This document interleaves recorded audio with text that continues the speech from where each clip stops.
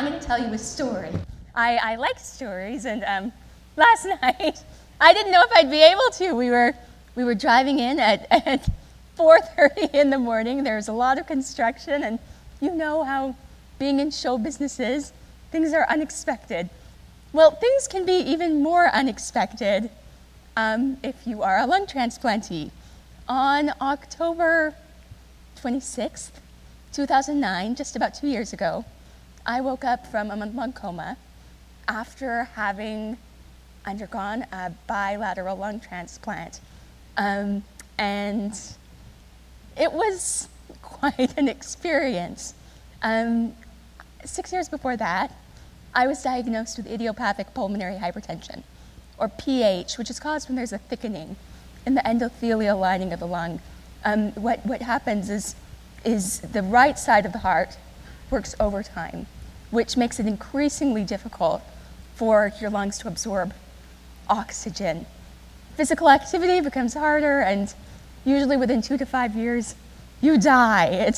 It's not really something that a young person wants to hear that they have. Let's just put it like that. Not what I wanted for my birthday, but life gives you what it does, and we went to see the top specialist in the field, and she told me that I had to stop singing. She said that the high notes that I sing were going to kill me. I didn't really like that answer very much. I was already severely limited by a lot of things. I couldn't do much in the way of physical activity. Sports had become kind of off limits. And somehow when I sang, as I felt air come up from my lungs past my vocal cords and through my lips as sound, it was the closest thing to transcendence that I'd ever experienced.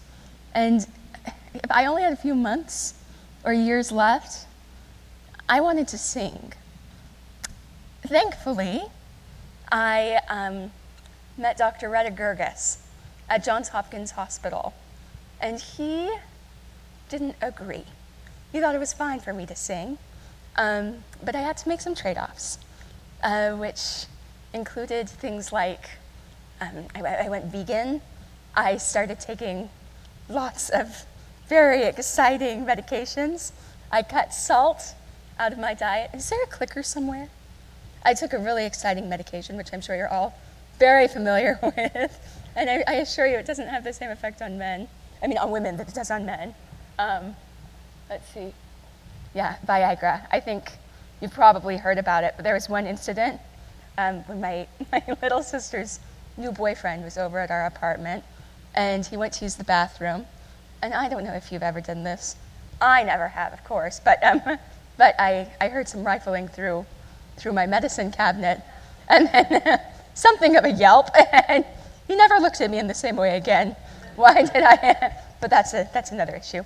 So hooray for Viagra. But it helped me do what I wanted to do. My father and my grandfather were constantly looking for the newest thing in alternative or traditional therapies. And for a little while it worked, but after about 6 months, I couldn't climb up a flight of steps. I couldn't get up a small hill. I couldn't even stand without feeling like I was going to faint. Doctors did this catheterization to see what my internal arterial pressures were inside of my heart, and they're supposed to be between 15 and 20. I like to do things big. I'm an opera singer. I'm wearing hot pink, for heaven's sakes. And so I did things big when it came to my numbers, too. So instead of being 15 to 25, mine were 146. And so doctors decided I had to go on a more aggressive therapy. And the one that was the only choice was called Flowen. And Flowen, it's not just a drug, it's really a way of life.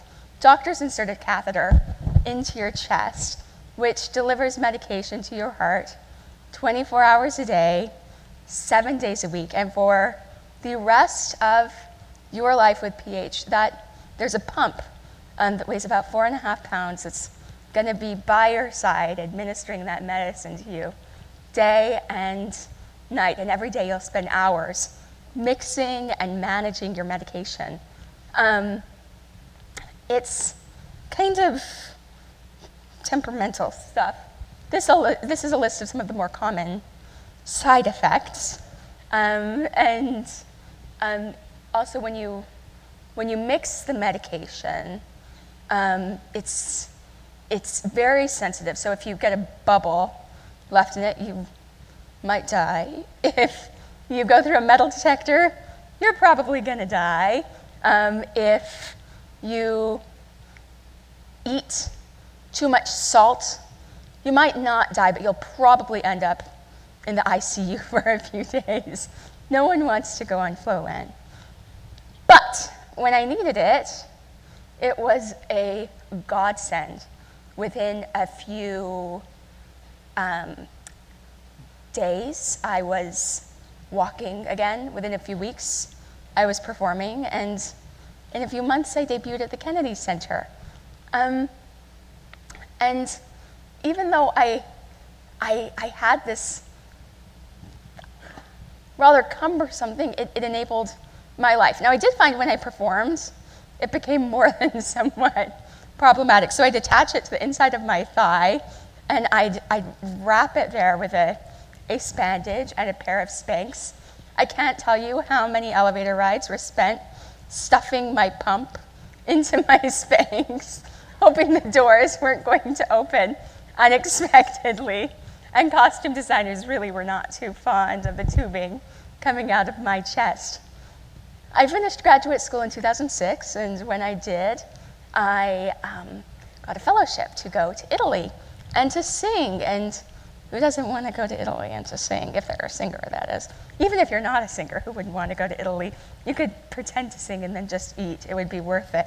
But it was kind of a dream come true. So I went, and within a few days of getting there, I met a wonderful old conductor who started casting me in all of these fantastic roles. Before I knew it, I was commuting between Budapest, Milan, and Florence, doing what I loved most. And even though I had this extremely complicated and really somewhat operatic life, as in like it was more like an opera than real life, it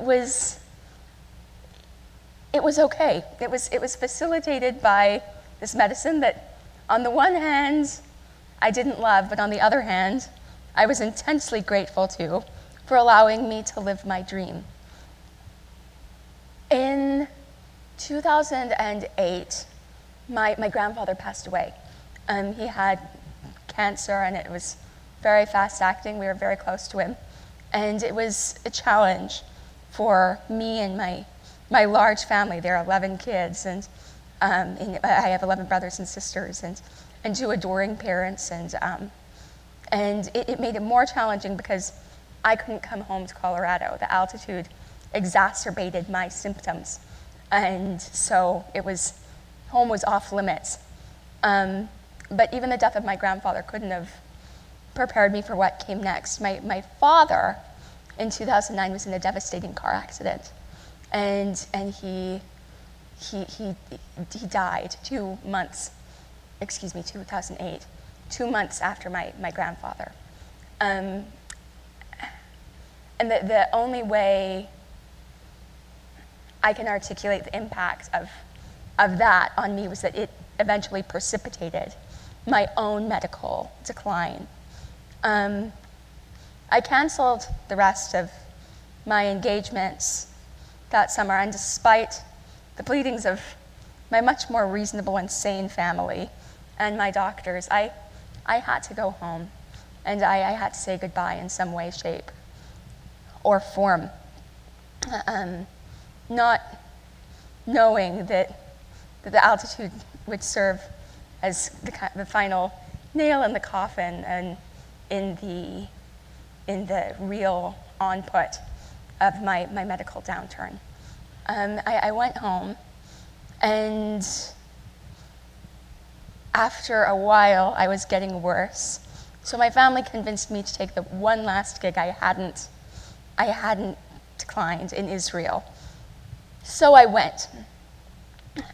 After one performance, I felt so weak I could barely get from the stage to my taxi cab. I sat down and I felt the blood rush down from my face. And in the heat of the desert, I was freezing. I heard my heart's valves snapping open and closed.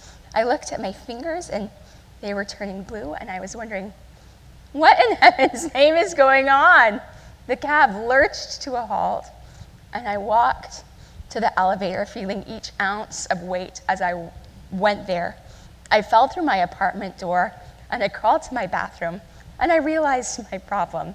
In my rush to get ready, I had forgotten to mix in the most important component of my medicine. There was no question about it. I was dying, and if I didn't mix up another batch quickly, there was no way I was going to leave that apartment alive. I started mixing, and it felt like everything inside of me was going to fall out through one hole or another, but I just kept going. Finally, with the last bottle in and the last bubble out, I attached my pump to the tubing, and I lie there on the bathroom floor, hoping that it would kick in time, and knowing that if it didn't, I might see my father sooner than I anticipated. Thankfully, within a few minutes, I started to see signature Flolan hive-like rash appear on my legs, and I knew I was going to be okay, at least for that moment. We're not really big into fear in my family. When we were driving here last night, it was funny, we had an unexpected hospital visit, and it seemed a little bit scary, but we were listening to stories about POWs from Japan. And there's nothing to make you feel like your story is just fine and not scary at all, like listening to stories from POWs from Japan. And my grandparents, they went through World War II. So really, fear has never been a big component of my life. But for one of the first times, I was really scared. I went back to the United States, actually anticipating I would return to Europe to fulfill the engagements that I had there that fall. But another heart catheterization made it clear that I wasn't going anywhere further than a flight for life from Johns Hopkins Hospital. I performed here and there, but as my physical condition deteriorated, so did my vocal quality. And I wasn't particularly keen on that. My doctor wanted me to get a lung transplant. I didn't. I had spent my entire life training my lungs, and I was like, fat chance you think I'm gonna give these up to go in for a surgery that has, what, a 50% survival rate after 5 years? It's not a solution, it's another disease. I'd rather deal with the devil I know than the devil I don't. But as my condition deteriorated, I saw people in my circle die, either when they were waiting for transplants or after they had received them. And I realized there weren't really very many options. I decided that I would officially take a break from my career and go to Cleveland to be evaluated for transplant. And I remember sitting there with the head transplant surgeon, kind of coolly being like, look, if this is going to happen, what should I do to prepare? And he said, Charity, be happy. A happy patient is a healthy patient. And I was like, oh, he really thinks I'm a sucker, doesn't he? But on the same breath, that was kind of my theory of life. And it was like having, I don't know, my theory of life and medicine and Confucius merged into this one cute old Swedish doctor. And I did realize that that that's really what he wanted. So I decided I could do that. But in a month, I found myself with some severely edemic cankles. I'm not sure if you're familiar with the term, but when it says when the second reference comes up, they are super nasty, like super, super nasty. And so is right heart failure. And that was my problem. I went to the hospital in Baltimore, and they didn't want me to wait. They said I needed a transplant immediately. And I finally decided to swallow my pride and what I thought was reason, and take their advice. And everybody seemed supportive. And I was going to go to Cleveland to start the agonizing wait for a match. But the next morning at 5 a.m., we got a call. It was my doctor in Cleveland, and they had a match. They were lungs, and they were from Texas, and everybody was really happy for me. But me, because despite their problems, I'd spent the last 25 years training my lungs, and I was not particularly enthusiastic about giving them up. I rushed to Cleveland, and my family did the same in hopes of meeting me in time to say what we knew might be the last goodbye. But organs don't wait. And I went into surgery alone. The last thing I remember was being wheeled in on a warm white blanket, and my doctors, my surgeon, who I'd never met before, asking me if there was anything I needed him to know, and I told him that I needed to see my mother again. It wasn't optional, and that if there was anything that he could do, even though I knew it was an insane request, to please try and save my voice.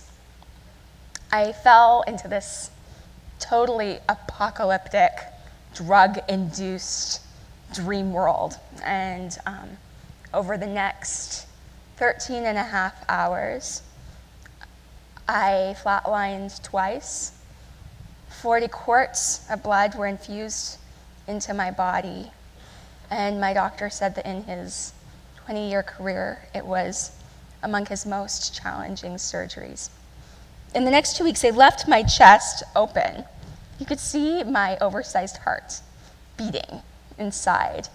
And I was on every form of life support available as infection literally ravaged my skin.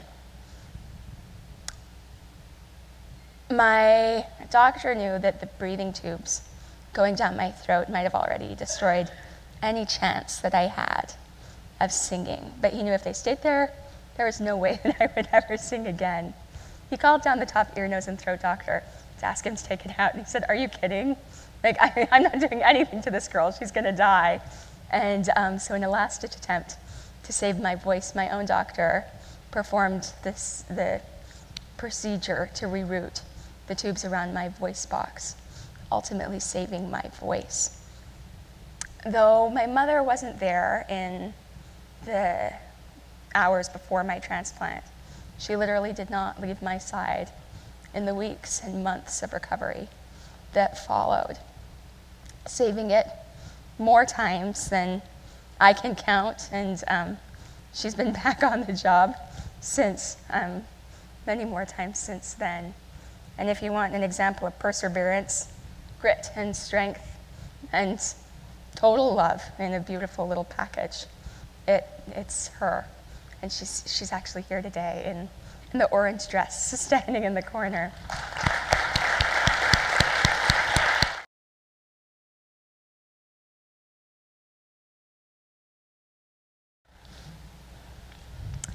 On October 26th, 2009, I woke up. I couldn't walk. I couldn't talk. I couldn't eat. I couldn't move. I couldn't sing. I couldn't even breathe. But when I looked up and I saw my mother, I could smile. Whether it is by a Mack truck or faulty lungs or cardiac arrest, death happens. I don't know if you know this, but you're gonna die, and you're gonna die, and you're gonna die, and you're gonna die. But I'm not sure if you know this either. That's not what life is about. Life is about living. And just because we have a medical condition, it doesn't negate our human condition. When doctors realize that patients who are engaged in life are going to be better, they're going to be happier, they're going to have more reason to want to live, it causes a reaction within the whole medical community that inspires us to all do a little better. And last year, after I had recovered from my transplant and I was running and singing and jumping and dancing and playing in the Colorado Rockies with my brothers and my sisters and my grandmother and my mom and my nieces and my nephews and our dogs and cats and various other animals, I couldn't help but think about that doctor who told me so many years ago that I shouldn't sing. And I wanted to tell her, and I want to tell you, that we have to stop letting disease divorce us from our dreams. There are going to be bumps in the road. We just had one.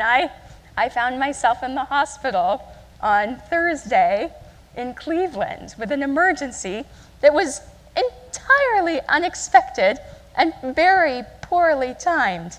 And we didn't know if we'd be here today or at Lincoln Center tomorrow or at any of the other number of engagements that I have now, because I'm living my life.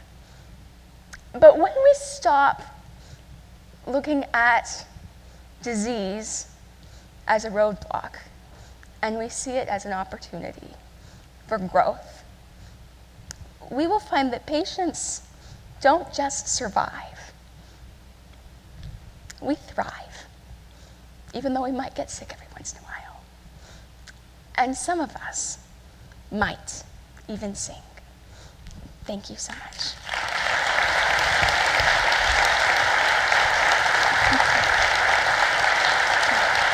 Thank you.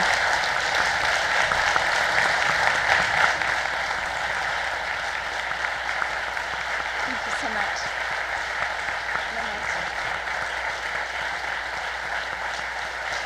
Thank you. Thank you.